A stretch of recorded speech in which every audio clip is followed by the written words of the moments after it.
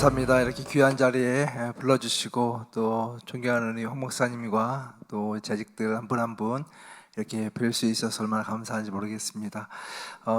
수요일 날 사실 예배드리는 게 많지 않거든요. 그래서 수요일 날 성도님들이 오실까 그랬는데 여러분들 어메이징 하십니다. 이렇게 와서 교회 섬기시고 또 저 옆에 나온 여러분 한 분 한 분 너무 축복하고요. 우리 옆에 있는 분들에게 다시 한번 이렇게 인사하면 좋겠는데, 이번에 인사하실 때는 이렇게 질문하겠습니다. 당신은 누구십니까? 한번 인사하시죠. 시작. 당신은 누구십니까? 네. 자, 그러면 대답을 하셔야죠. 뭐라고 대답하시겠습니까? 네, 나름대로 대답을 해보십시오. 네. 되게 어색한 표정을 짓고 있는 분들 계시고, 내 이름을 이야기해야 되나 이런 분들 계신데, 오늘 강의를 통해서 이 질문에 대한 답을 여러분이 찾아갈 수 있는 그런 시간이 되었으면 좋겠습니다. 저는 오늘 여러분하고 다룰 주제가 미셔널 처치, 선교적 교회인데, 이 그 화면은 제 책입니다. 최근에 나온 제 책인데, 선교적 교회를 연구하면서 성도들을 위한 책을 써달라고 하는 요청을 많이 받았어요. 그래서 작년에 살아 움직이는 교회라고 하는 주제로 책을 써서 여러 교회들이 이 책을 가지고 성도님들과 또 교역자들이 함께 읽고 또 토론하고 그리고 배워가는 그런 과정 가운데 있습니다. 제일 좋은 거는 여러분들이 이 책을 한번 10주 쫙 하고 나서 여러분 만났으면 너무너무 좋았을 텐데, 그러지 못해서 좀 아쉽긴 하지만 여러분들이 어떻게 하면 우리 교회가 살아서 움직일 수 있는 교회가 될 것인가, 또 동시에 우리들은 어떻게 그런 사역을 감당할 수 있을 것인가, 이런 고민을 할 수 있는 시간이 되었으면 좋겠습니다. 오늘날 많은 분들이 이 교회에 대해서 많이 걱정도 하고 염려도 합니다. 최근처럼 이렇게 교회에 대한 이슈가 많은 적이 별로 없었던 것 같아요. 많은 분들이 교회에 대해서 관심을 기울이고 교회에 대한 많은 고민을 하고 있는데, 가장 가슴 아픈 건 뭐냐면 예전에는 목사님들이 교회에 대한 고민을 많이 했거든요. 장로님들 교회에 대한 고민 많이 했는데, 최근에는 교회를 다니지 않는 사람들이 교회를 보면서 염려를 많이 합니다. 저렇게 하면 안 되는데, 이런 일들이 되게 많으면서 교회를 다니든 교회를 다니든 않든 참 많은 그런 고민을 하는 것을 보았어요. 얼마 전에 제 그 동서가 한국에 있는데, 저희 처제랑 조카랑 같이 미국에 와서 한 달 정도 이제 지내고 갔는데요. 이 동서는 이제 교회를 전혀 안 다니는 불신자입니다. 저희 처제는 이제 교회를 다니다가 결혼해서 좀 못 다니다가 다시 최근에 교회를 다니기 시작했고, 그래서 이제 이곳에 왔을 때 저희가 최선을 다해서 우리 동서를 잘 섬겨서 예수님께 마음을 좀 열고 갈 수 있으면 좋겠다, 이런 마음으로 몇 주간의 시간을 같이 보냈습니다. 근데 그 이제 동서랑 같이 이야기하면서 제가 불신자의 마음을 배우게 되었습니다. 와, 그렇구나. 내가 한 번도 생각하지 못했던 그런 안목을 가지고 교회를 바라보고 있다고 하는 것을 알게 되었습니다. 교회를 이제 그 조카 때문에, 아들 때문에 몇 번 최근에 간 것 같아요. 그런데 갔다 와서 이분이 한 말이 뭐냐면, 형님, 교회는 그렇게 무서운 곳인가요? 이렇게 이야기하더라고요. 그래서 왜? 무슨 말이야? 그랬더니 교회 가면 그냥 혼나는 느낌이래요. 그래서 뭐든지 뭐 헌금 안 한다고 혼나고, 교회 열심히 안 다닌다고 혼나고, 뭐 술 먹는다고 혼나고, 막 계속 혼나는 느낌이어서 무서워서 교회를 못 가겠다고. 그런데 이렇게 예수 믿는 사람들을 만나고 또 교제하면서 잠깐의 시간이지만 사랑이 무엇인지를 알 수 있는 것 같다고, 그래서 마음을 활짝 열고 그리고 한국에 돌아갔어요. 지난주에 갔는데, 지난주에 가서 교회에 가서 예배를 드렸다고 하더라고요. 엄청난 놀라운 변화인 거죠. 무엇을 보고 무엇을 경험하느냐가 우리의 인생을 바꾸고 또 신앙을 바꾸는 것을 보게 됩니다. 제가 이제 교회에 대한 이야기를 하는 이유는 뭐냐면, 미셔널 처치, 선교적인 교회에 대해서 이야기하려면 이 이슈가 왜 나오게 되었는지 이것을 한번 생각해 볼 필요가 있기 때문에 그렇습니다. 여러분 다 아는 내용들인데 한번 제가 짚고 넘어갈게요. 최근에 우리가 아는 것처럼 미국에 있는 많은 교회들이 참 어려움을 겪고 있습니다. 한국 교회뿐만 아니라 미국에 있는 많은 교회도 어려움을 겪고 있는데, 그림에서 보는 것처럼 지난 20년 동안 미국 교회 출석률을 이렇게 조사해 보니까 매주일 출석률이 계속 떨어지고 있는 것을 보게 됩니다. 그죠? 그리고 올라가고 있는 건 뭐예요?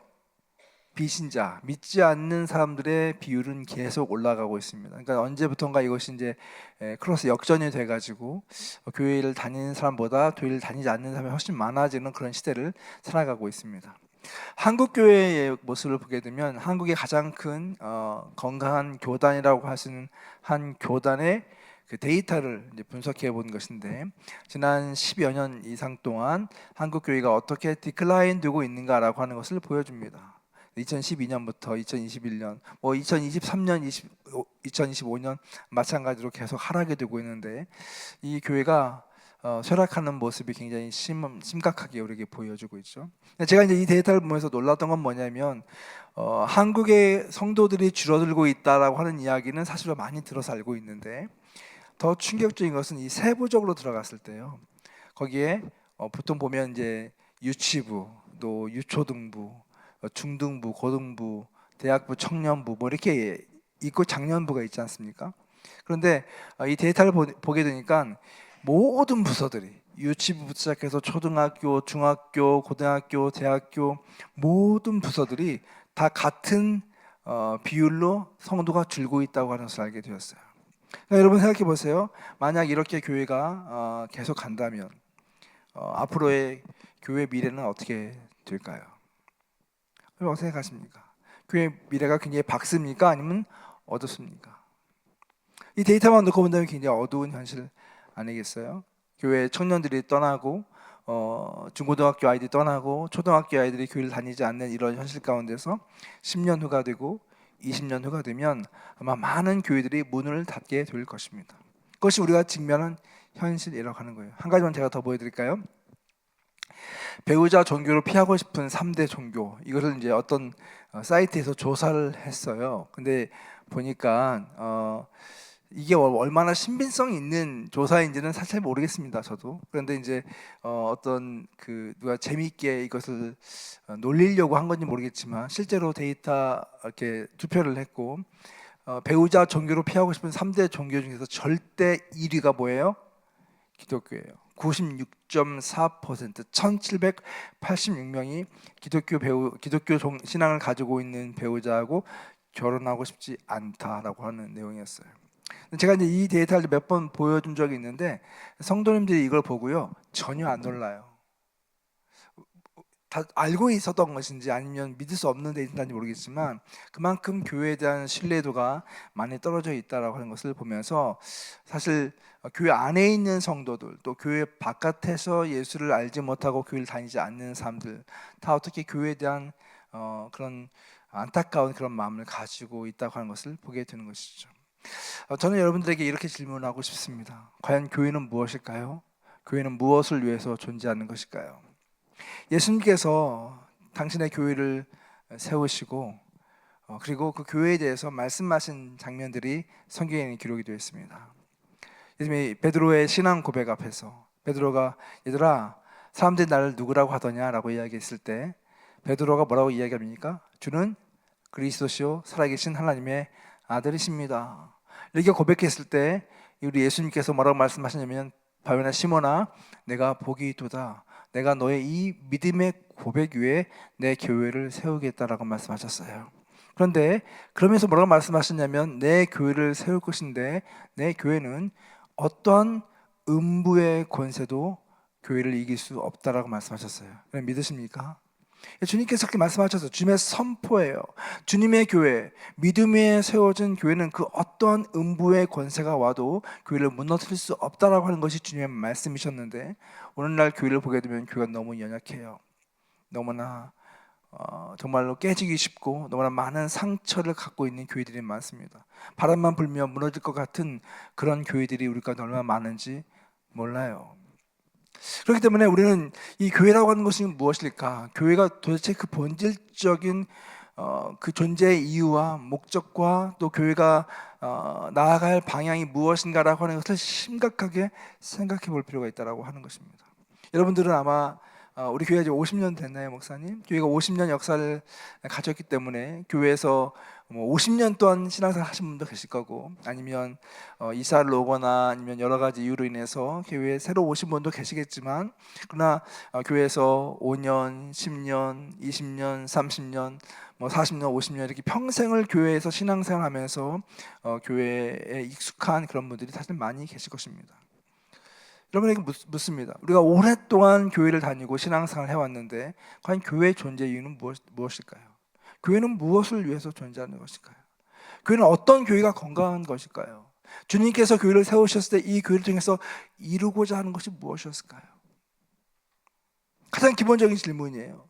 만약 우리가 가장 기본적인 질문 앞에서 온전한 대답을 할 수 없다면 우리 교회가 정말 주님께서 원하시고 목적하신 그 가장 순수하고 또 본질적인 것에 초점을 맞추지 못하고 있다고 한다면 우리는 거기서부터 다시 새로운 생각을 하고 새로운 변화를 추구해야 된다고 하는 것입니다. 이것이 우리에 있어서 가장 중요한 고민인 것이죠. 한 가지 가장 단순한 질문을 해볼게요. 여러분, 교회는 건물입니까? 아니면 사람입니까? 뭐예요? 확신이 없으십니까? 교회는 건물입니까? 사람입니까? 사람이죠. 예수님이 한 번도 건물을 가리켜서 이게 내 교회다라고 말씀하신 적이 없습니다. 교회는 무엇이냐면 예수 그리스도를 믿고 따르는 제자들의 공동체가 교회입니다. 그렇기 때문에 물론 이렇게 건물 자체도 굉장히 중요하지만 건물이 중요하지 않다고 하는 얘기 아니에요. 그러나 정말 중요한 것은 뭐냐면 이 건물 안에 있는 예수를 믿는 성도들이 모인 공동체, 그것이 교회라고 하는 것입니다. 그러면 교회의 목적을 알기 위해서는 그 교회를 이루고 있는 성도들을 향한 주님의 말씀을 우리가 다시 한번 새겨볼 필요가 있겠죠. 주님께서 우리를 제자로 부르시고 그리고 우리를 교회로 이렇게 한 공동체로 세워주셨는데 과연 주님께서는 그 제자들에게 무엇을 말씀하셨습니까? 너희들이 정말 함께 모여서 엄청나게 큰 건물을 세워야 돼. 모든 사람들이 보고 깜짝 놀랄 만큼 경외할 만큼 그런 교회를 세워야 돼, 이렇게 말씀하셨습니까? 주님은 그런 말씀 하신 적이 단 한 번도 없습니다.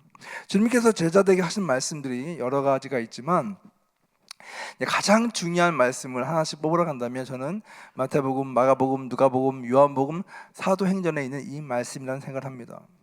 그리고 잘 아는 말씀입니다. 마태복음 28장 19절부터 20절 말씀 같이 한번 읽습니다. 시작.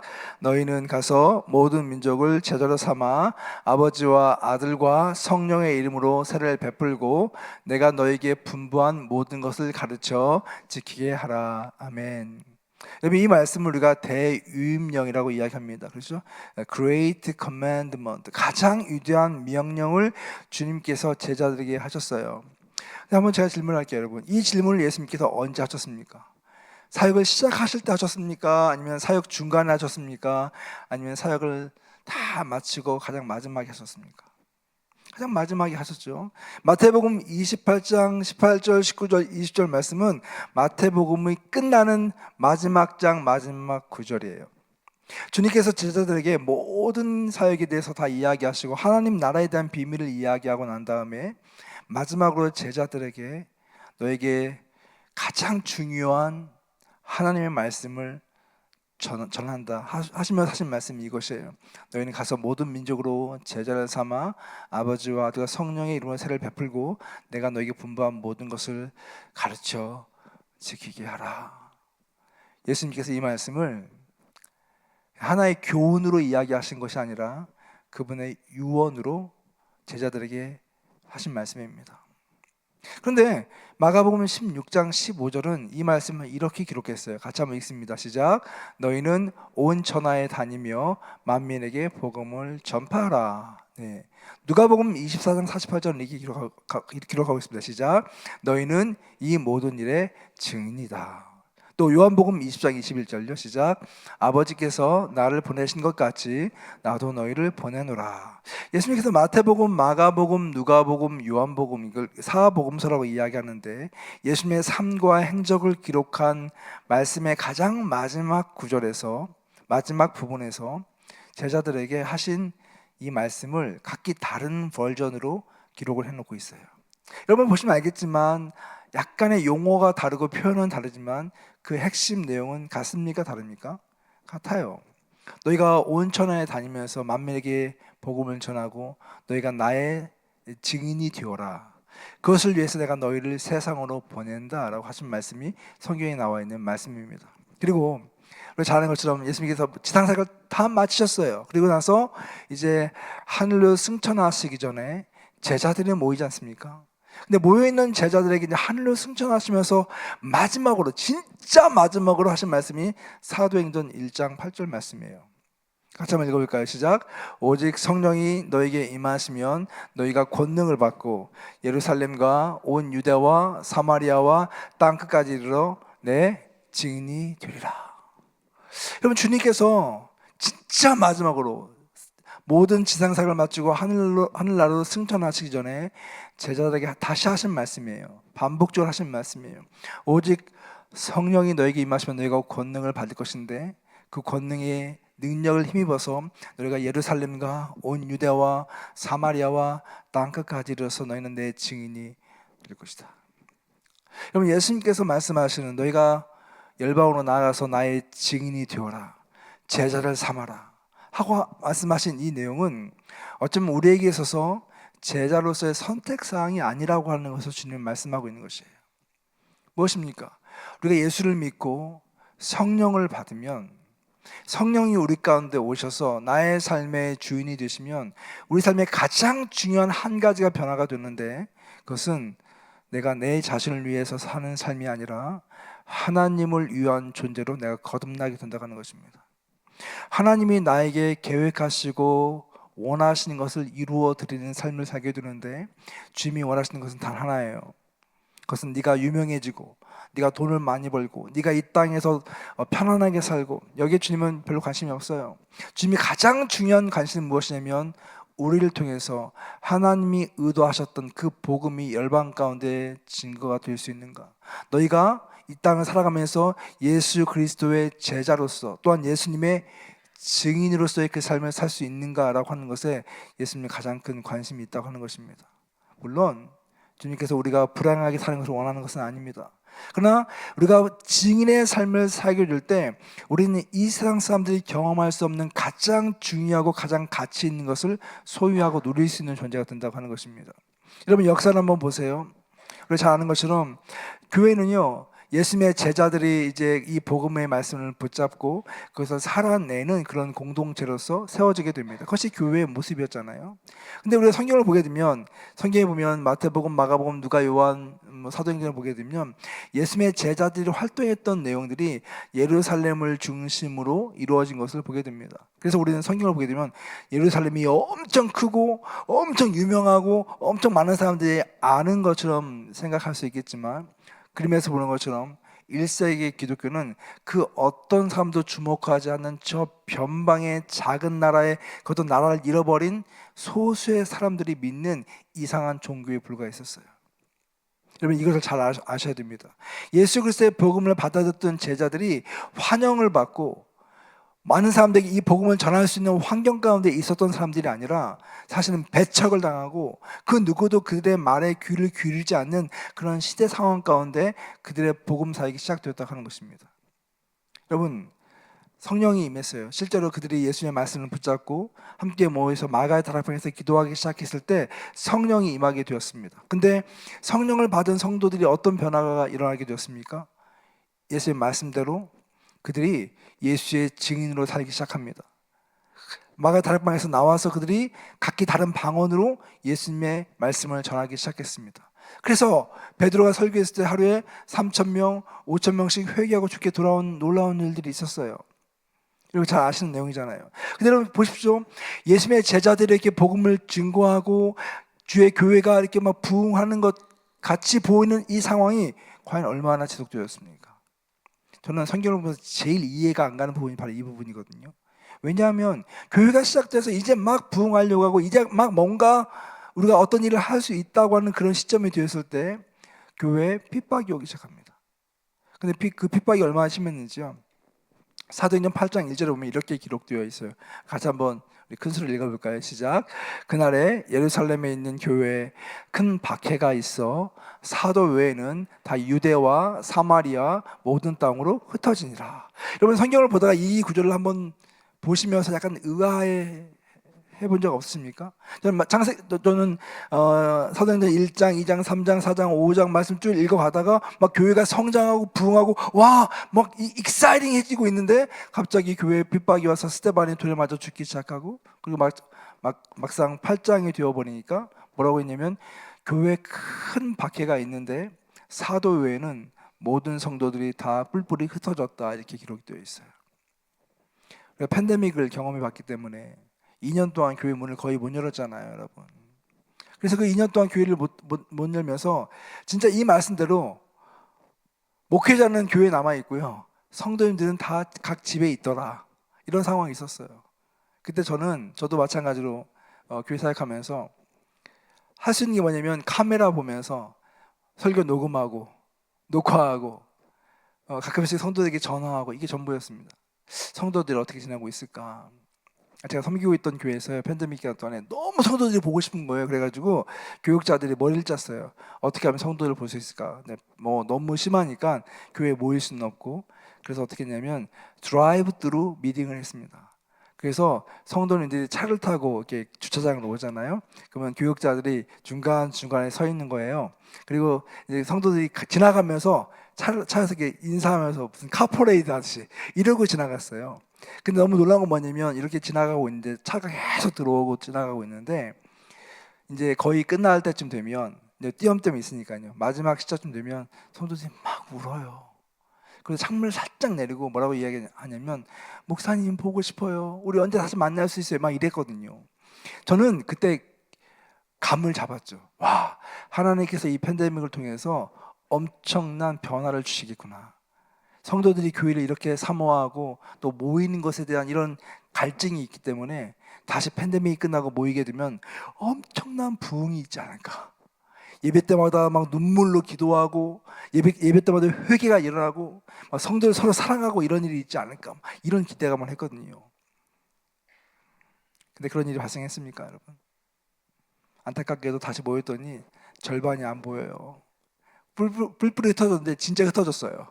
어디 가는지 모르겠는 거예요. 근데 여러분, 초대교회 성도를 보십시오. 초대교회 성도들이 이렇게 각 큰 박해 때문에 모일 수가 없어서 이제 유대와 사마리아와 나중에는 저 소아시아로 또 유럽으로 흩어지게 되는데, 근데 여러분, 성경은 뭐라고 이야기하고 있는지 아십니까? 초대교회 성도들에게 이렇게 표현하고 있습니다. 같이 한번 읽습니다. 시작. 흩어진 사람들이 두루 다니며 복음의 말씀을 전할세. 여러분, 초대교회 성도들은 참 희한한 분들이에요. 그들에게 핍박이 오고 어려움이 오고, 당시 그들은 어떤 영적인 훈련을 받은 사람도 아니었고, 뭐 집사님이나 아니면 장로님이나 권사님 같은 이런 직책이 주어진 사람도 아니었고, 더더군다나 선교사라고 하는 타이틀은 있지도 않는 사람들이었죠. 아주 짧은 시간 동안 예수를 만나고 예수님의 말씀을 배우고 성령님을 경험했던 것이 전부였는데, 이들이 흩어지면서 두루다니며 복음의 말씀을 전했대요. 그랬더니 어떤 일이 발생했냐면 그들이 가는 곳곳마다 그 성에 기쁨이 가득했다. 진짜 복된 소식, 굿 뉴스를 전하면서 하나님의 나라가 확장되는 일들이 발생하게 돼요.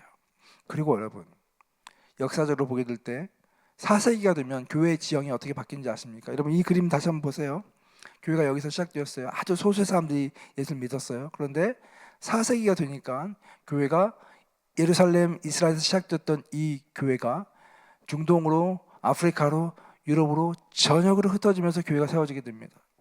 그리고 이 교회들은 우리가 알고 있는 이런 유형의 교회들이 아니었습니다. 건물이 있는 교회들이 아니었어요. 이 교회들은 무엇입니까? 흩어진 성도들이 가는 곳곳마다 복음을 전하고 그 자기가 살고 있던 가정집이 교회가 되고, 그 성도들이 모여서 예배를 드리고 애찬을 하고 성찬을 하고 그 하나님께 기도하고 복음을 살아내는 그런 공동체였다고 하는 것을 우리는 알게 되는 것이죠. 여기서 할 말이 너무 많습니다. 근데 시간이 없기 때문에 다 이야기할 수는 없겠지만, 그러나 여러분, 이것이야말로 믿을 수 없는 일 아닙니까? 오늘날 우리가 예수를 믿고 복음을 전하는 게 여러분 쉬워요, 어려워요? 쉬워요, 어려워요? 전도하기가 쉬워요, 어려워요? 어려워요. 너무 어려워요. 근데 여러분, 이 당시에는 그들은 이방인이었고 또 정말로 하층민들이었고 돈도 없었고 언어도 통하지 않았고 오늘날 같이 뭐 컴퓨터나 인터넷이나 SNS가 있었던 시대도 아니고 더군다나 복음을 전할 수 있는 자유도 없는 핍박받는 사람들이었는데, 이들을 통해서 교회가 세워지고 교회가 확산되었다고 하는 것 자체가 있을 수 없는 일이 발생한 건 아니겠어요? 어떤 일이 발생했을까요? 예수를 믿는 사람들을 향해서 많은 사람들이 의아한 마음을 갖고 있었습니다. 왜 저들은 부흥하고 있을까? 그래서 여러 사람들이 이걸 가지고 스파이를 보내서 탐색을 하고 조사를 하고, 그래서 기록을 남겼어요. 근데 그 기록에 보면 이런 내용들이 있습니다. 보세요. 그리스도인들은 자기 나라에서 살지만 오직 거류민으로 삽니다. 그들은 외국인처럼 모든 것을 감내합니다. 그리스도인들은 죽음을 두려워하지 않았습니다. 죽음을 두려워할 필요가 없다는 신념을 가지고 있었기 때문입니다. 그들은 선한 일을 하는데 머뭇거리지 않고 올바르게 살기를 힘쓰고 교회를 향한 열정을 품었고 배운 대로 행했습니다. 사랑하는 여러분, 만약 오늘날 교회가 아까 우리가 본 것처럼 교인이 줄어들고 주일학교가 줄어들고 뭐 이렇게 외형적인 것 때문에 우리가 많이 고민하고 있지만, 그것 때문에 우리가 위기라고 이야기하지만, 실제로 정말 교회의 위기는요, 성도가 주는 게 위기가 아니에요. 교회가 노령화가 되는 게 위기가 아니에요. 진짜 위기는 무엇이냐면, 교회를 다니고 있는 성도들의 삶, 여러분과 저의 삶이 무엇을 말하고 있는가가 더 중요한 거 아니겠어요? 적어도 초대교회 성도들은 자기의 삶을 통해서 이 땅의 사람들과 다른 삶을 살았습니다. 마치 외국인과 거류민처럼, 잠시 있다 떠날 나그네처럼 이 땅에 살았고요. 또 그들은 많은 핍박이 왔지만 그 핍박 가운데서 믿음을 포기하지 않는, 죽음을 두려워하지 않는 그런 강한 신념과 확신을 가지고 있었고요. 진짜 저에게 감동적이었던 건 무엇이냐면, 선한 일을 하는데 머뭇거리지 않고 그리고 배운 대로 행하는 그런 삶을 살았다. 저는 우리 교회가 진짜 부흥할 수 있는 그 키워드는 되게 단순하다고 생각합니다. 그래서 여러분들이 어떤 프로그램을 하고 어떤 훈련을 받고 어떤 좋은 시설을 갖추고 어떤 좋은 프로그램과 서비스를 제공하기 때문에 교회가 부흥하는 그런 시대는 지났다고 생각합니다. 교회가 진짜 부흥하려면 무엇입니까?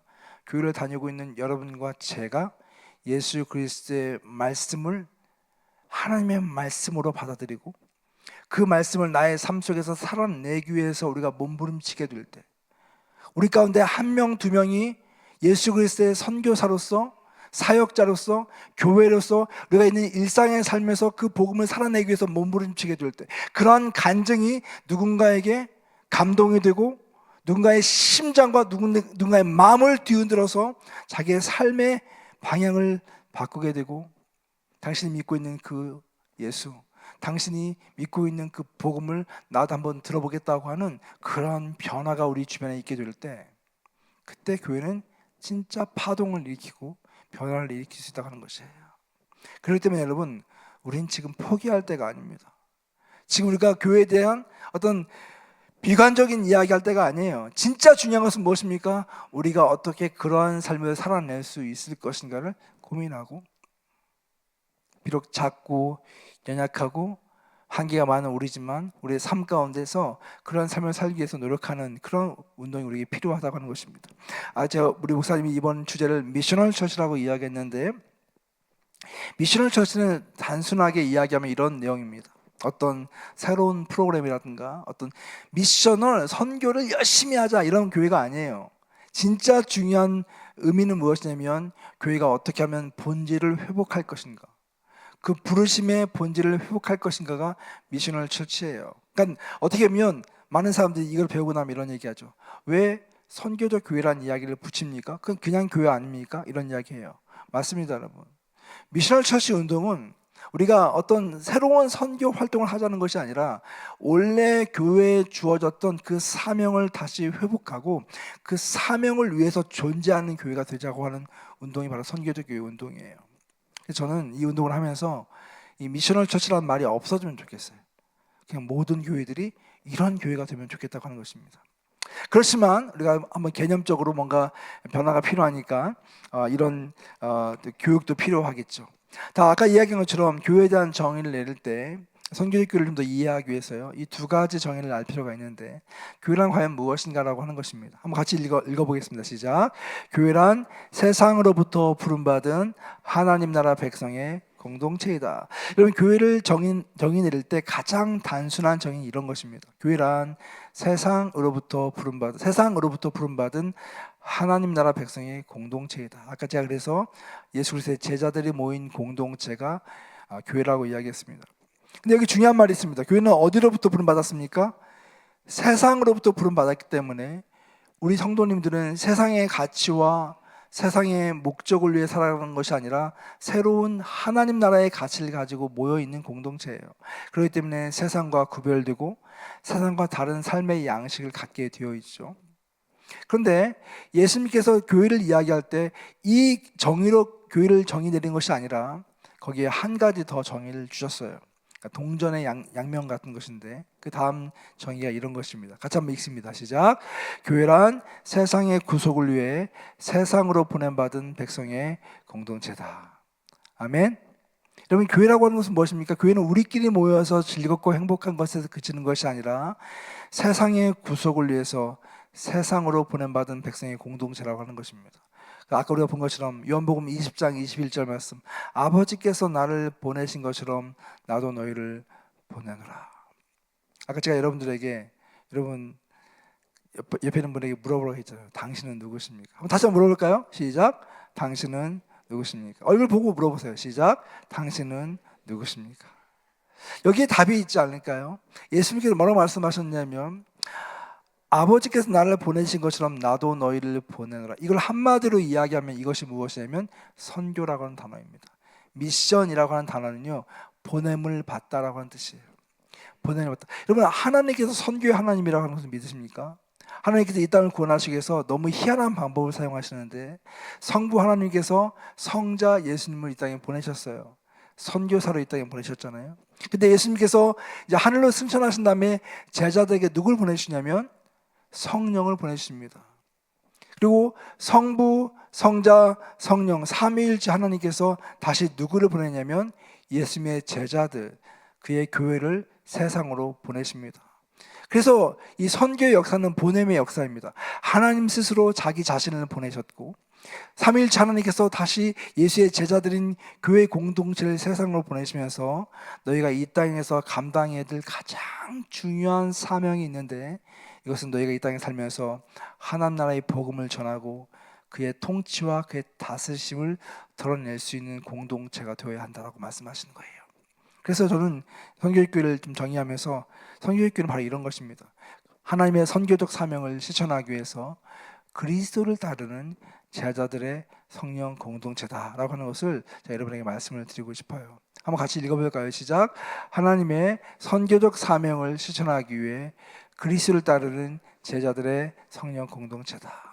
여러분, 이 일은요, 사실은 어떤 교육을 통해서 이루어지는 것이 아니라 너무나 자연스럽게 우리에게 다가오는 것이에요. 무슨 말이냐면, 주님 말씀하신 것처럼 우리가 주 앞에서 전심으로 기도하는 공동체가 되고 또 성령의 공동체가 되면, 다른 말로 이야기해서 성령이 이곳에 임하시고 성령이 여러분 한 사람 한 사람의 주인이 되기 시작하면 그때 우리의 생각과 우리의 삶의 내용이 달라지지 않겠습니까? 나를 위한 삶이 아니라 주님이 원하시는 삶을 살기 위해서 우리가 더 깊이 헌신하게 될 텐데, 그 주님은 우리에게, 성령님은 우리를 통해서 바로 우리의 입술과 우리의 손과 우리의 삶을 통해서 예수님이 누구이신지, 예수님이 우리를 어떻게 사랑하셨는지를 보여주는 그러한 삶으로 여러분과 저를 바꿔놓으실 것입니다. 그래서 기독교의 역사를 보게 되면, 기독교 역사는 어떤 탁월한 사람들에 의해서, 탁월한 신학자에 의해서 교회가 바뀐 것이 아니라 이렇게 성령을 경험한 사람들, 하나님의 사랑을 진짜 경험하고 하나님의 통치를 경험한 사람들이 자기의 일상에 살면서 그렇게 그리스도를 드러내기 위해서, 그리스도 증인이 되기 위해서 몸부림치고 헌신하고 살아가면서 세상을 변화시킨 그런 스토리로 가득 차 있다고 하는 것을 보게 되는 것이죠. 좋은 교회는 어떤 교회입니까, 여러분? 좋은 교회는 바로 이러한 성도들이 가득 찬 교회입니다. 제가 선교적 교회를 정의 내리면서 이렇게 한번 제가 책에서 썼어요. 같이 한번 읽어보겠습니다. 시작. 선교적 교회는 선교로 인해 형성되고 움직이는 교회다. 성도들이 하나님 나라의 꿈과 사명을 발견하고 세상 속에서 선교적 삶을 살아가는 개인과 공동체로 충만한 교회, 그것이 바로 선교적 교회다. 여러분, 이 정의를 좀 기억하면 좋겠습니다. 선교적 교회는 무엇입니까? 그것은 바로 하나님의 선교, 예수님이 원하셔서 하나님 나라를 위한 그 선교로 인해서, 그것을 위해서 존재하는 교회인데, 이 교회를 들여다보면요, 성도 한 사람 한 사람이 하나님 나라의 꿈과 사명을 품고 있는 거예요. 여러분 마음속에 하나님 나라에 대한 꿈과 비전이 있는 거예요. 다른 말로 이야기하면 나의 인생을 어떻게 살 것인가, 내가 어떻게 하면 잘 사는 인생이 될 것인가를 생각할 때 그 기준이 하나님이 나를 통해서 이루고자 하는 그 일을 이루어 드리고 싶다고 하는 그것으로 가슴이 설레이고 뛰는 성도 말이죠. 내 마음 가운데 주님을 위해서 어떻게 살 것인가, 그것을 생각하고 그 비전을 가지고 살아가는 성도들이 모여 있을 때, 또한 그런 성도들이 모인 공동체가 형성되게 될 때 그 교회의 역학과 다이나믹은 굉장히 달라지게 될 것입니다. 저는요, 사실 이 사역을 하면서 진짜 많은 교회를 다녀봤거든요. 아마 제가 우리 목사님보다 많이 자랑할 수 있는 거는 목사님보다 훨씬 많은 교회를 제가 다녀봤을 겁니다. 리서치하면서 수백 개 교회를 가봤거든요. 미국 교회를 다니면서 수백 개 교회를 가서 리서치를 했거든요. 한국 교회를 제가 수백 개 교회를 갔거든요. 지금도 1년에 뭐 몇십 개 교회를 제가 다니면서, 몇십 개 국가를 다니면서 사역을 하니까 얼마나 많은 교회를 다녀봤겠어요. 수많은 교회들 보고, 큰 교회도 가보고 작은 교회도 가보고 오래된 교회도 가보고 젊은 교회도 가봤어요. 그런데 한 가지 중요한 것은 무엇인지 아십니까? 이 교회가 진짜 좋은 교회다라고 이야기할 수 있는 교회는요, 그 교회가 크고 어마어마한 그런 어떤 건물을 가지고 있는 교회가 결코 아니었습니다. 지금도 제 마음속에 남아있는 교회는 정말 복음을 위해서 살려고 몸부림치고 있는 성도들이 모이는 그런 교회 말이에요. 그것이 신촌이든지, 그것이 홍대이든지, 그것이 브라질이든지, 그것이 어느 나라든지 성도들이 정말 가슴속에 하나님 나라에 대한 꿈과 비전을 가지면서 비록 나의 육체와 나의 어떤 한계가 분명하지만 하나님을 위해서 살겠다고 하는 그런 헌신적인 성도들이 모여있는 그런 교회들, 그런 교회는요, 온도가 달라요. 제가 얼마 전에 시카고에 가서 사역을 했는데, 사역을 마치고 나서 이제 성도님들이 같이 식사를 아침에 하자고 하더라고요. 그래서 이제 아침에 밥을 먹으러 갔는데 한 20명 정도 성도님들이 모여 계세요. 다 이제 나이가 좀 많이 드신 분들이에요.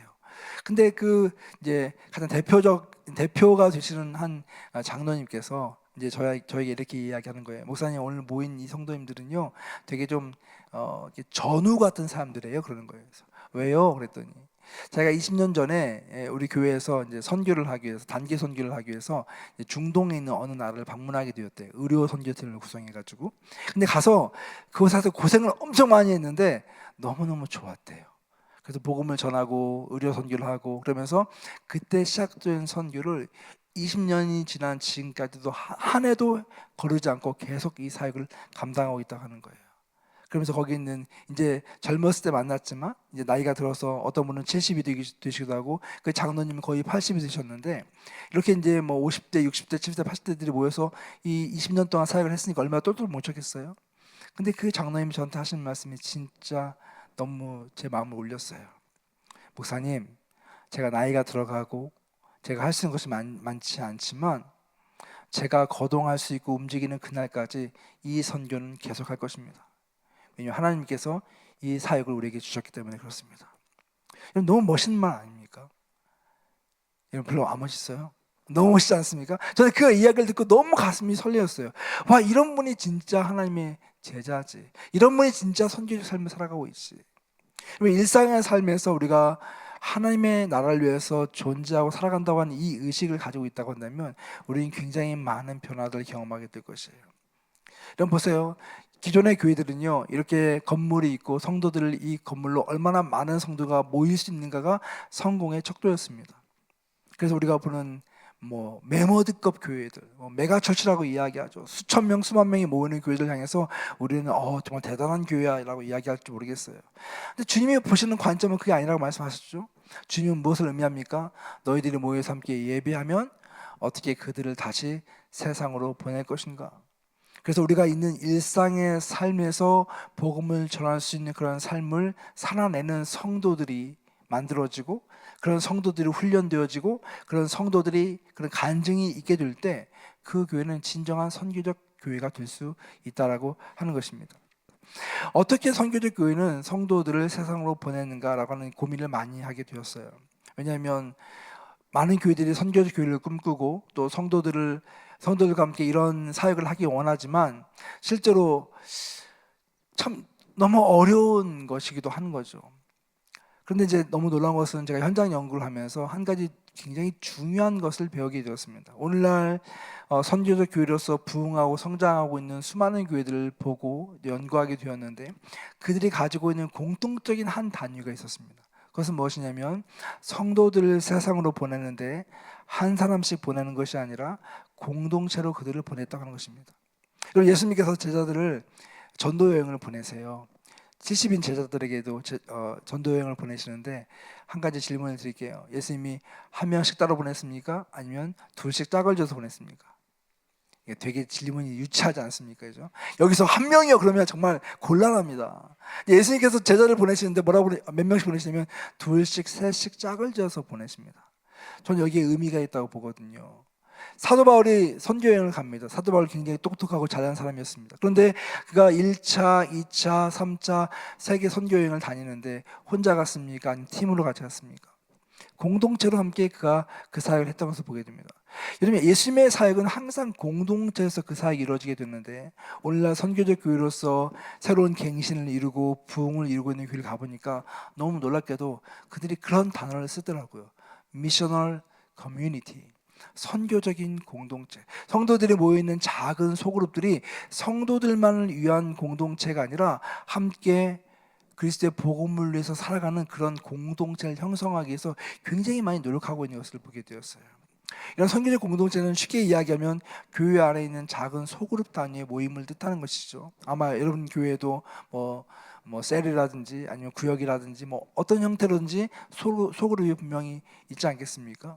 그런데 이 소그룹 단위들이 단지 우리 성도들을 위해서 존재하는 게 아니라 어떻게 세상을 향해 나아갈 수 있을 것인가를 고민하게 하는 것이죠. 그래서 몇 가지 기존 소그룹과 차이가 나는데, 그것은 뭐냐면 단순하게 이야기하면 우리의 초점이 내부에만 있는 게 아니라 교회 바깥에, 우리 믿음, 이 건물 바깥에 예수의 복음이 필요한 사람들을 향해 가고 있다고 하는 것이고요.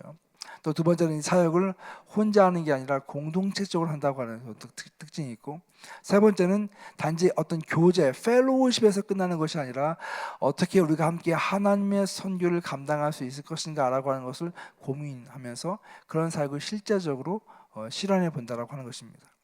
제가 연구했던 교회 가운데에서 여기 그 발렌시아에 가면 리얼 라이프 처치라고 하는 교회가 있습니다. 멀지 않은 교회예요. 그런데 이제 어느 날 이제 성도님들과 함께 이렇게 어떤 소그룹 모임을 하고 있는데, 그 모임에 한 집사님이 저한테 이런 얘기를 하시는 거예요.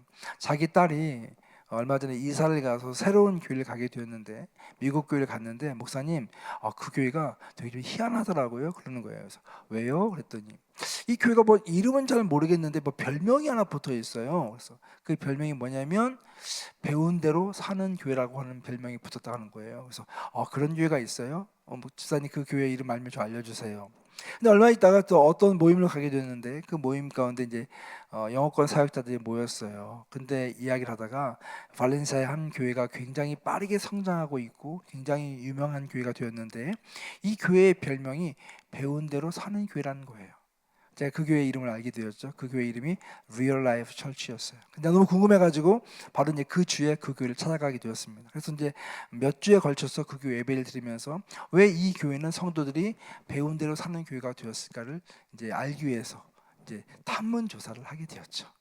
여러분 그 비밀이 궁금하지 않습니까? 근데 가서 예배를 드려보는데 예배가 너무 그냥 비슷해요. 일반 교회하고 비슷해요. 뭐 특별한 교회 아니에요. 그냥 똑같이 찬양, 미국 교회처럼 앞에 찬양 한 20분 하고 목사님 나오셔서 설교 한 20분 정도 하고 성찬을 다 똑같이 하고 그리고 파송하고 딱 1시간짜리 예배를 드리는데, 저는 외부자로서 막 그렇게 큰 감동을 받고 저 메시지를 받고 진짜 내가 배운 대로 살아야지 이런 마음 별로 안 들더라고요. 그 제가 이제 나와서 밖에 있는 성도들을 이제 인터뷰를 했어요. 그래서 당신 교회가 왜 좋고 왜 성장하고 왜 당신 교회가 이렇게 배운 대로 사는 교회라고 하는 그런 별명이 붙었는가, 이런 것을 여러 명에게 묻게 되었죠. 근데 거기서 제가 그 비밀을 알게 되었습니다. 그 비밀은 의외로 굉장히 단순했습니다. 여러분, 신앙이라고 하는 것은 어려운 게 아닙니다. 여러분 보세요. 어떻게 이들은 하고 있냐면 그 주에 목사님에게 말씀을 듣고 이제 설교를 듣잖아요. 그러면 주중에 소그룹으로 모입니다. 소그룹에서 모여서 그 배운 말씀을 나누는 거예요. 그래서 내가 무엇을 배웠고 어떤 은혜를 받았고 어떤 도전을 받았고. 근데 사실 여기까지는 거의 대부분의 교회가 하는 거 아닙니까? 성도님들 만나면, 우리 권사님들 장로님들 만나면 무슨 얘기예요? 우리 목사님 왜 저래요?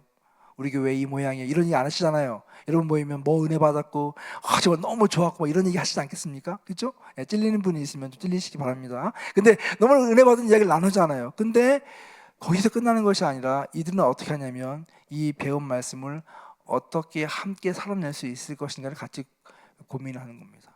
그래서 한 가지를 정해요. 만약 우리가 목사님을 통해서 이 주간에 사랑하라, 이웃을 사랑하라 하는 그런 메시지를 받으면 우리가 어떻게 이 이웃을 사랑할 수 있을까요? 실제적으로 이웃을 사랑하기 위해서 그들이 함께 한 가지 아이템을 정하고 그 주간에 실천을 합니다. 그러니까 여러분, 이거 어려워요? 아니면 어렵지 않습니까? 귀찮을 수는 있어요. 그렇게 어려운 일 아닙니다. 예를 들면 저도 오늘 오다가 보니까 이거 프레이를 제가 잘못 들어가지고 하나를 더 지나가 버렸어요. 빨리 와야 되는데 지나가서 이제 신호등을 기다리고 있는데 바로 옆에 홈레스가 이렇게 앉아 있네요.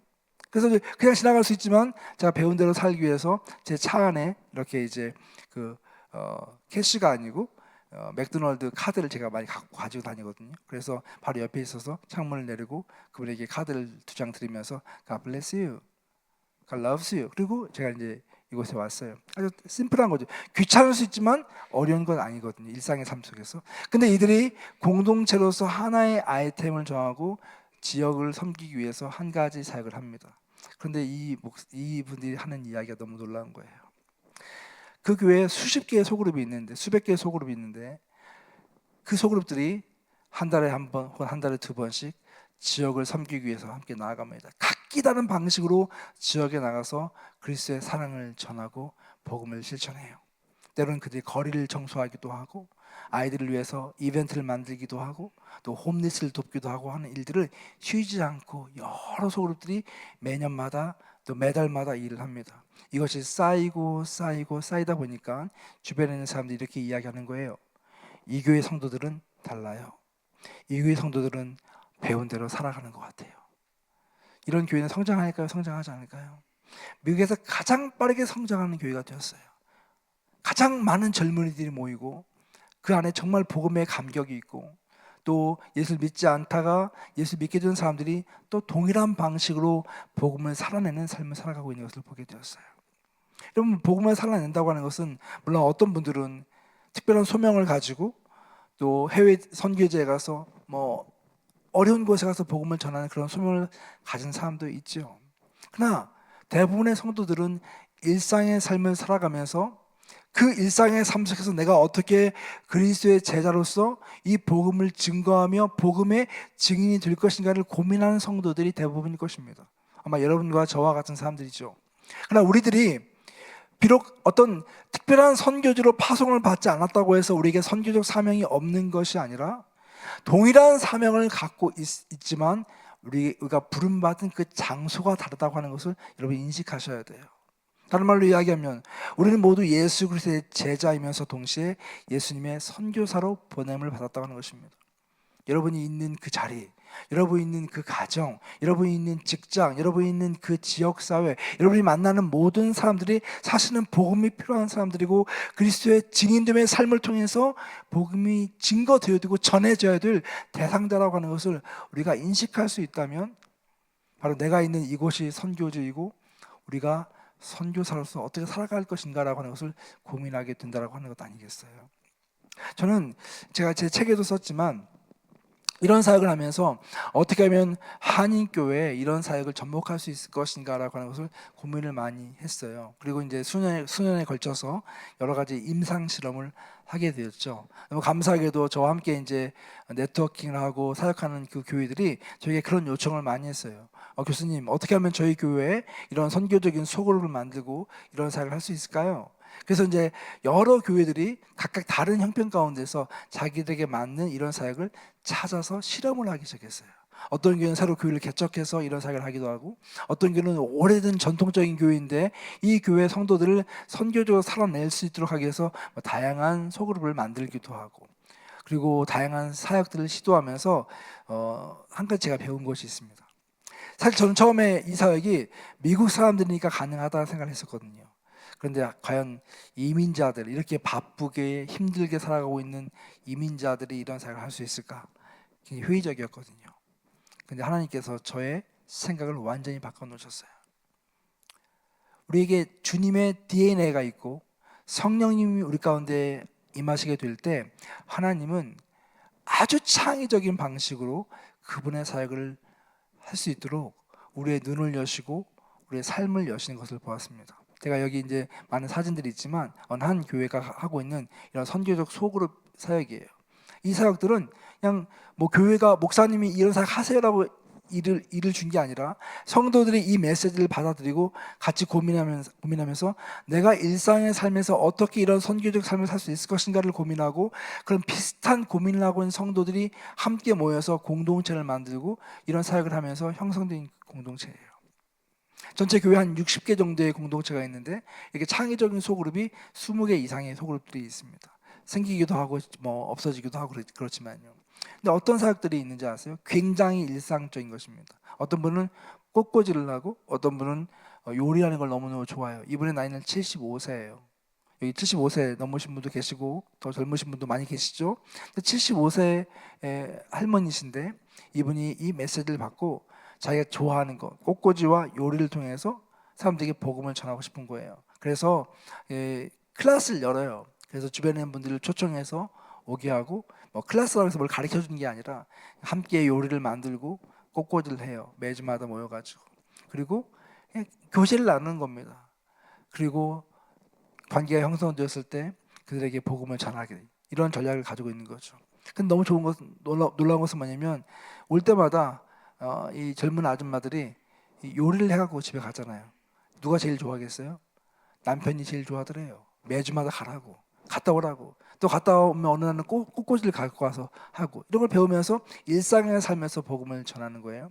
또 어떤 분들은 뭐 난민을 돕는 사역을 하는 분도 계시고요. 어떤 분들은 운동을 통해서 뭐 피클볼이라든가 테니스라든가 골프라든가 뭐 이런 운동을 통해서 사역을 하는데 단지 예수 믿는 우리들끼리 모여서 즐거워하는 것이 아니라 믿지 않는 사람들 이 그룹을 초청해서 그들에게 운동을 가르쳐주고 또 함께 운동을 하면서 굉장히 많은 그런 복음 전파를 합니다. 최근에 어느 한 단체에서는 소그룹에서는 러닝 이제 달리기 이것을 하게 됐는데 너무 놀란 것은 처음에 한 50명이 모이더라고요. 그래서 뭐 그 가운데 지금 한 30명 모이는데 매주마다 모여서 공원에서 뛰고 마라톤을 하고 뭐 하프 마라톤도 하고 뭐 이렇게 하면서 보니까 안 믿는 사람이 너무 많은 거예요. 그래서 아니 어떻게 안 믿는 사람이 이게 많냐 그랬더니 운동 좋잖아요. 그걸 통해서 믿지 않는 사람들 초청하고 함께 달리기를 하면서 어느 날 이분들이 교회에 와 있는 거예요. 그래서 와 이렇게도 가능하구나. 어떤 애 엄마는요 자기가 어린 이제 아이가 있는 거예요. 자녀가 있는 거예요. 근데 저한테 와서 그러는 거예요. 목사님 제가 할 수 있는 거 아무리 생각해봐도요 저 아이들랑 노는 거 잘할 수 있어요. 이것도 가능해요? 또 할 수 있죠. 근데 이분이 뭘 하냐면 한 달에 한 번, 두 번씩 공원에서 자기가 비슷한 엄마들 가정을 초청해요. 같이 이렇게 공원에서 바베큐를 합니다. 그리고 아이들이 하루 종일 놀게 하는 거예요. 그리고 놀면서 그냥 믿지 않는 사람을 초청하는 거예요. 그래서 저도 이 얘기 들으면서 이게 가능할까? 근데 두 번, 세 번, 두 달, 세 달 정도 지나고 나니까 믿지 않는 사람들이 초청이 되기 시작하고 거기서 그 좋은 공동체가 형성이 되고 아이들이 서로 즐거워하면서 나중에 이분이 와서 교회 와서 세례를 받았어요. 너무 놀라운 일들이 끊임없이 발생하는 겁니다. 전 여러분에게 이런 말씀을 드리고 싶은 거예요. 선교라고 하는 것은, 일상의 삶에서 우리가 선교사로 살아간다고 하는 것은 우리 정체성의 그런 측면에서는 굉장히 비장합니다. 왜냐하면 예수님께서 우리에게 복음을 맡기셨고 이 복음을 증거해야 될 그런 정체성적인 측면에서는 굉장히 비장한 그런 소명을 가지고 있는 거예요. 그러나 사역적인 측면에서는 저는 이것은 굉장히 일상적이라고 생각합니다. 일상의 삶에서 우리가 좋아하는 것, 우리가 할 수 있는 것, 우리에게 주어진 그 은사와 재능을 통해서 복음을 증거하려고 하는 삶을 살아가는 것이 너무나 중요하다고 하는 것이죠. 어느 미국 교회 갔어요. 이 교회 갔더니 매주 화요일마다 그렇게 많은 아줌마 할머니들이 모이는 거예요. 그래서 맨날 모여서 뭐 하냐 그랬더니 이분은 뜨개질을 합니다. 이 뭐예요? 이거 뭐죠? 이게 뜨개질 말고 전기로 하는 거. 재봉틀, 재봉틀 같은 거는 뭐 계속 만들고, 저는 거기에 이렇게 사람들이 많이 모이는 걸 처음 봤어요. 근데 모여서 뭘 만드냐면 뭔가 뭐 장갑도 만들고 모자도 만들고 만드는데 이걸 만들어서 선교지로 보냅니다. 근데 예수 믿는 사람만 믿는 게 모이는 게 아니에요. 그냥 주변에 있는 이걸 좋아하는 사람들 모여서 뜨개질도 하고 재봉틀도 하고 뭔가를 만들어서 어딘가를 보내서 필요한 사람들을 돕고 하는 이 일의 의미를 갖는 거예요. 그리고 복음을 전하는 거예요. 여러분, 우리가 조금만 생각을 바꾸고 좀 더 창의적으로 우리의 삶을 복음에 초점을 맞출 수 있다면 그냥 우리 일상의 삶을 통해서 선교적인 표현을 하고 선교의 삶을 살아갈 수 있다라고 하는 것이죠. 그래서 제가 이제 교회마다 하는 이야기가 있습니다. 여러분, 우리는 선교적인 그리스도의 작은 예수를 만들어야 됩니다. 그리고 예수님은 이런 사람을 가르쳐서 Little Jesus, the missional heroes, 선교적인 영웅이라고 말씀해 주고 있거든요. 제가 가는 곳곳마다 너무 놀란 것은 이런 선교적인 그런 헌신을 하는 성도들이 되게 많은 걸 보고 놀라는데, 마지막 한 가지만 하고 좀 마무리할게요. 젊은 아줌마들이에요. 젊은 아줌마들인데 이 아줌마들이 그 가운데서 북한 선교에 대한 마음을 이제 품게 된 거예요. 우리가 탈북민들이나 아니면 북한에 있는 사람들에게 복음을 전해야 되는데 어떻게 하면 좋을까요? 뭐 이런 이제 안타까운 마음으로 기도를 하고 있었나 봐요. 그런데 어느 날 이제 새로운 사역을 듣게 되었어요. 이 사역은 뭐냐면, 탈북한 여성들이 중국에 많이 있는데 예수를 안 믿고 전혀 복음을 모르는 사람들이 많이 있지 않겠습니까? 근데 어느 한 목사님이 매개체가 되어서 그 믿지 않는 탈북민 여성과 또 믿는 사람들이 이제 줌으로 만나서, 온라인으로 만나서 함께 예배드리는 프로그램을 만들었어요. 그러니까 이 자매들이, 미국에 있는 자매들인데 그 얘기를 듣고 우리도 그거 할 수 있겠다라고. 그래서 그 사역을 하기 위해서 헌신을 했습니다. 7, 8명 정도가 헌신을 했어요.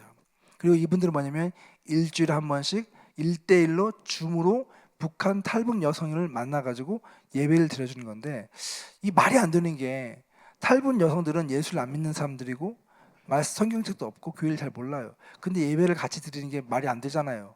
그러니까 이 자매들이 이제 그런 얘기를 하는 거예요. 훈련을 받으면서, 목사님, 우리가 줌으로 탈북 여성들을 만나면 그들과의 대화가 가능할까요? 우리는 젊고 미국에 살고 있고 이렇게 잘 사는데 저 북한에서 탈북한 저 여성들은 너무나 열악한 환경 가운데 있는데 과연 대화가 될까요? 문화적으로 대화가 될까요? 그러면서 이들이 진짜 막 뜨겁게 기도하면서 첫 모임을 준비하는 거예요. 그리고 이제 첫 모임을 갖기 전에 전화가 왔어요. 목사님, 저희가 내일 첫 모임을 하는데 너무 긴장이 되고 너무 떨리는 거예요. 목사님, 기도해 주세요. 근데 그 자매가 이런 얘기를 했어요. 근데 목사님, 한 가지 놀라운 것은 우리가 이것을 위해서 계속 기도하고 준비하면서 저의 마음이 너무 뜨거워졌어요. 여기 있는 우리 자매들이요, 지금 당장이라도 북한 다 갈 것 같아요. 뭐 이러는 거예요. 그러면서 이제 처음 모임을 가졌어요. 그리고 그 다음날 저한테 전화가 왔어요. 어땠어요, 집사님? 그랬더니 이분이 하는 말이, 목사님, 너무 놀라운 일이 발생했어요. 장벽이 무너지고 마음이 통하고 너무 행복한 시간을 가졌어요. 그러면서 이 사역을 1년 이상 하면서 작년 12월에 이제 연말 모임에 제가 가게 되었거든요. 그때 그 자매들이 모여서 너무너무 행복한 그런 이야기를 나누는 겁니다. 그 옆에 있는 남편들을 더 좋아하는 거예요. 와이프가 그 가기 전에는 막 그 줌하기 전에 막 그렇게 긴장 가운데 있는데 줌만 마치고 나면 천사가 돼서 나온대요. 그래서 너무너무 행복하다고. 이 모임이 계속 확장이 되어서 지금 한 15명 자매가 이 일을 하고 있는데, 제가 이 모습을 보면서 하나님이 주신 그 비전과 그 꿈을 붙잡으면 어떠한 상황 가운데서도 어떠한 모양으로든지 간에 우리가 하나님의 선교에 참여할 수 있다고 하는 것을 배우게 되었어요. 제가 아는 어떤 분들은 노방전도 열심히 하고 병원전도 열심히 하는데 매주마다 병원과 또 양로원에 찾아가서 복음을 전합니다. 뭐 누가 돈 주는 것도 아니에요. 그런데 그 일을 위해서 그렇게 헌신하는 사람들을 많이 보게 되었어요. 사랑하는 여러분, 이제 말씀을 좀 마무리하도록 하겠습니다. 선교적인 교회라고 하는 이야기를 가지고 왔지만 선교적인 교회는 어떤 특별한 프로그램이나 어떤 새로운 교회를 의미하는 것이 아닙니다. 그것은 우리가 그 복음 앞에 복음의 증인으로서 살아가는 성도들이 모여있는 교회가 선교적인 교회이며, 또한 우리 교회가 어떻게 그 그리스도의 복음을 전하기 위해서 우리의 삶의 일상의 삶을 통해서 일상의 현장 가운데서 그러한 선교적 증인의 그런 가슴 뛰는 그 비전을 가지고 함께 모여 기도하고 그 사역을 함께 궁리하고 그래서 함께 세워갈 수 있을 것인가, 함께 도전할 수 있을 것인가, 이것이 우리에게 굉장히 중요한 우리의 사명이며 또한 요청이라고 하는 것을 말씀드리고 싶어요. 말씀 마무리하면서 우리 플러튼 장로교회 우리 성도님들 이 교회를 지탱해 오시고 또 이끌어 오시고 섬겨 오시는 우리 성도 한 분 한 분이 더 아름다운 주님의 교회를 위해서 하나님께서 이후에 5년, 10년, 15년, 20년, 30년, 40년, 50년 새로운 세대를 이끌어가는 그런 교회로 거듭날 수 있기 위해서 가장 필요한 것 바로 복음이 가득 차고 선교가 가득 찬 그런 교회 될 수 있기를 주의 이름으로 축원합니다.